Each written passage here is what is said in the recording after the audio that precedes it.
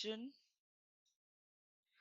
This is the planning model. So in this one planning model, I will be loading data for the actuals, for the budget, and one forecast.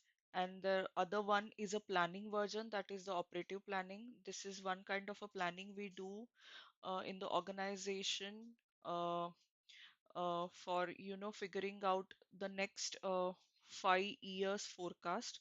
So this will be the operative planning we will be doing. And here you can see in the version I already configured the categories.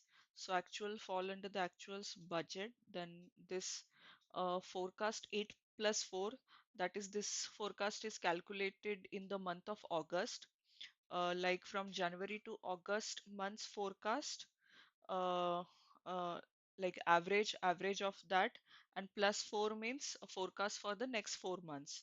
So